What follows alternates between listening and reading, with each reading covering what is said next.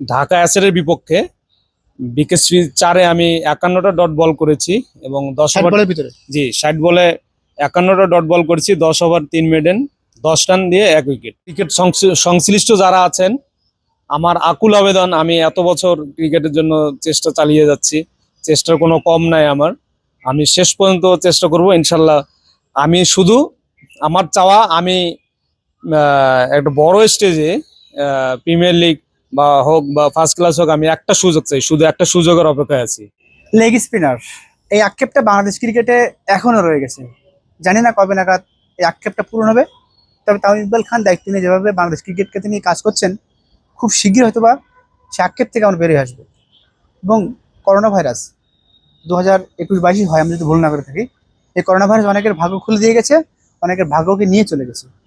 তেমনই একজন cricketer, first class তিনি খেলেননি, ডেবু হওয়ার কথা ছিল, করোনা ভাইরাস তাকে এই ক্রিকেট ও কার্যকলাপ থেকে দূরে রেখেছে।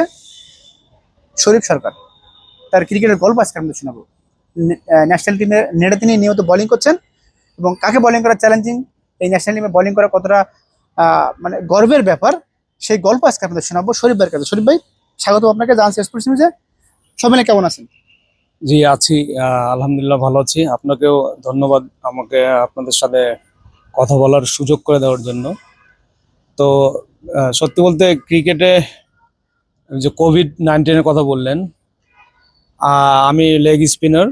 কোভিড-19 যে আমার আমার কেরিয়ার যে প্রাইম টাইমটা ছিল, আসলে ওই সময়টাতে আমার ক্রিকেটের কেরিয়ার কিছুটা ব্যাহত হয়েছিল। আমি রবি স্পিনার হান্ট থেকে ক্রিকেটে আমার আগমন, সেখান থেকে আমি ঢাকায় ফাইনাল যে রাউন্ড ছিল সেখান থেকে উত্তীর্ণ হওয়ার পর আমি প্রথম যখন প্রিমিয়ার লিগ একটা টিম পেয়েছিলাম, বাবুল স্যার আমাকে প্রাইম দোলেশ্বর টিমে ইনক্লুড করেছিলেন। তো তখন আমার প্রাইম টাইমটা নষ্ট হয়েছিল কোভিড-19 খেলা বন্ধ হয়ে যাওয়ার কারণে। তো আমি আশা তো হয়নি একদম। আমি তখন থেকে আমার চেষ্টা চালিয়ে যাচ্ছি, আমার চেষ্টা চলমান। আমি কখনো আশাহত হয়নি। এরপরে ফার্স্ট ডিভিশন খেলেছি, আলহামদুলিল্লাহ ভালো খেলেছিলাম 3 সিজন।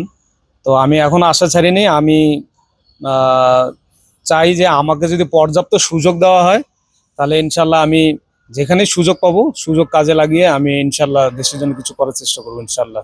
ফার্স্ট ডিভিশনে একটা ডট বলের রেকর্ড আছে আপনার, সেটা কি একটু বলেন আমাদেরকে। আমি যেবার পূর্বাচল টিমে ফার্স্ট ডিভিশন খেলেছিলাম, সেইবার আমি আহ, আহ, ঢাকা অ্যাসেরের বিপক্ষে বিকেএসপি 4-এ আমি 51টা ডট বল করেছি এবং 10 ষাট ওভার। বলের ভিতরে। জি, 60 বলে 51টা ডট বল করেছি, 10 ওভার 3 মেডেন, 10 রান দিয়ে 1 উইকেট। তো ফুল সিজন আমি ওই সিজনে দারুণ বোলিং করেছিলাম। 7 ম্যাচে একদম দারুণ ইকোনমিতে 8 উইকেট নিয়ে ভালো বোলিং করেছিলাম।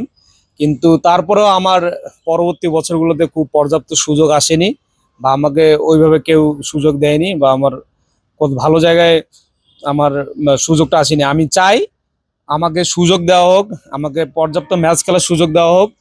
আমি ইনশাল্লাহ আমার যে ভিতরে যে অ্যাবিলিটি আছে, আমার স্পিনিং অ্যাবিলিটি, ইনশাল্লাহ আমি শো করার চেষ্টা করব এবং ইনশাল্লাহ পারবো। পাইপ লাইনে কি কোনো সিন্ডিকেট আছে নাকি, যে সিন্ডিকেট থাকতে হয়, না থাকলে সুযোগ আসে না? না, আমার এক্স্যাক্টলি আসলে আমি এগুলো নিয়ে আমি কখনো চিন্তা করি না, কারণ আমার কাজ হলো ক্রিকেট খেলা। আমি আমার হাতে শুধু চেষ্টাটাই আছে, আমি চেষ্টাটাই করি। আমি এই এই ধরনের সিন্ডিকেটের বিষয়ে তেমন কিছু জানি না, আমি বলতে চাই না। আমি চাই সুযোগ। আমি এই রিসেন্ট যে প্রিমিয়ার লিগ শেষ হয়েছে, আমি এখানে একটা টিমে ছিলাম, গুলশান টিমে। তো আমি সুযোগ পাইনি, আমি একটু কষ্ট পেয়েছি, বাট হলো আশা ছাড়িনি যে আমার সুযোগ একবার আল্লাহ দিবে, কারণ আমি আল্লাহর উপর ভরসা করে ক্রিকেট খেলি। একটা সুযোগের অপেক্ষায় আছি, ইনশাল্লাহ একটা সুযোগ পেলে কাজে লাগাতে চাই। তো ক্রিকেট সংশ্লিষ্ট যারা আছেন, আমার আকুল আবেদন, আমি এত বছর ক্রিকেটের জন্য চেষ্টা চালিয়ে যাচ্ছি, চেষ্টার কোনো কম নাই আমার। আমি শেষ পর্যন্ত চেষ্টা করব ইনশাল্লাহ। আমি শুধু আমার চাওয়া, আমি একটা বড় স্টেজে প্রিমিয়ার লিগ বা হোক বা ফার্স্ট ক্লাস হোক, আমি একটা সুযোগ চাই, শুধু একটা সুযোগের অপেক্ষায় আছি। লেগ স্পিনারের আক্ষেপটা আমাদের ক্রিকেট এখনো আছে। রিশাদ ভাই ওয়ানডেতে ঠিক হতে পারছে না, টি-20 তিনি খেলছেন মোটামুটি, বিগ ব্যাশ খেলে আসলেন। সব মিলাই এই জায়গাটা পূরণ করতে চাইবেন কিনা? হ্যাঁ, অবশ্যই। কারণ দেখেন যে আমাদের যে দেশে যে লেগ স্পিনার যে অভাবটা ছিল, রিশাদ ও অনেকাংশে এটা ফিল আপ করতে পেরেছে। তো আমাদের, আমি চাই যে রিশাদের হাত ধরে, রিশাদ যেহেতু বিগ ব্যাশের মতো জায়গায় খেলেছে, বাংলাদেশ ন্যাশনাল টিমে সে দারুণ ক্রিকেট খেলছে, টিমকে সার্ভ করছে। তা আমি চাই যে রিশাদের পথ ধরে যেন আমাদের মতো যারা লেগ স্পিনার আছে তাদেরকে যেন পর্যাপ্ত সুযোগ দেওয়া হয়। আমরা যদি ম্যাচ খেলার সুযোগ পাই, অবশ্যই মানে কোনো না কোনো ভাবে আরো পাইপলাইনে দুই একজন লেগ স্পিনার থিতু হতে পারে আমার আশা। শুধু আমি না, আমার আশেপাশে যারা লেগ স্পিনার আছেন তাদেরকে ম্যাচ খেলার সুযোগ দেওয়া হোক, যেখানে হোক সুযোগ দেওয়া হোক। ইনশাল্লাহ আরো দুই একজন লেগ স্পিনার আমার মনে হয় বের হবে। লেগ স্পিনাররা সুযোগ কেন পায় না, কি মনে হয় আপনার? আমার মনে হয় আমাদের দেশে একটা ভ্রান্ত ধারণা আছে যে লেগ স্পিনাররা ম্যাচে অনেক রান খরচ করে বা উইকেট কম পায়, ভালো জায়গায় বোলিং করতে পারে না। কিন্তু আমার মনে হয় অনেকাংশে এটা খুব মানে একটা বড় ধরনের ভুল ধারণা। কারণ আমি নিজেও যেখানে সুযোগ পেয়েছি ইনশাল্লাহ ইকোনমি বোলিং করেছি, উইকেট নিয়েছি। আমি আমার ক্রিকেটে যতগুলো ম্যাচ খেলেছি আলহামদুলিল্লাহ ভালো খেলেছি। তো আমার মনে হয় যদি বাকি লেগ স্পিনারও এভাবে সুযোগ পায়, আহ, একটা দুটো ম্যাচ খারাপ হলেও আহ, ভালো করবে এমন লেগ স্পিনার বাংলাদেশে আছে। আমার আই হোপ দুই একজন লেগ স্পিনার আরো বের হবে ইনশাল্লাহ। কাকে ফলো করেন আপনি লেগ স্পিনার? সত্যি বলতে ফলো রিসেন্ট ক্রিকেটে কাউকে করা হয় না ওভাবে, তবে একজনের স্পিন দেখে স্পিনের ইন্সপায়ার্ড হই। সেটা উনি হচ্ছেন শেন ওয়ান, লিজেন্ড ছিলেন অস্ট্রেলিয়ার। ওনার বোলিং ভালো লাগতো। সেনান না রশিদ খান, কাকে আগে রাখবেন? Definitely Shane one, my first choice. এই ন্যাশনাল টিমে নিয়মিত বোলিং করেন, আজকেও দেখলাম কোচ ছিলেন তিনি, বাবুল স্যার। জি। উনি আপনাদেরকে কিভাবে দেখে যারা নেট বোলার আছে? বাবুল স্যার ধন্যবাদ দিতে হয়, কারণ হলো আমার ক্রিকেটে আসা কিন্তু ওনার হাত ধরে। উনি প্রথমবার আমাকে প্রিমিয়ার লিগে সুযোগ করে দিয়েছিলেন কোভিডের সময়। আনফরচুনেটলি তখন আমি মানে কোভিড পিরিয়ডে খেলা বন্ধ হয়ে যাওয়ার কারণে ভালো শেপে থাকার পরেও আমার মোমেন্টাম নষ্ট হয়েছে, 2 বছর খেলতে পারি নাই। পরে 2 বছর পরেও বায়োবাবল টি-20-তে স্যার আমাকে 15 জন এস করে রেখেছিলেন। বাট আমার হয়তোবা আমার ভাগ্যটাই খারাপ যে টিম কম্বিনেশন বা টিম চ্যাম্পিয়ন রেসে থাকার কারণে আমার সে বছরও খেলার সুযোগটা হয় নাই।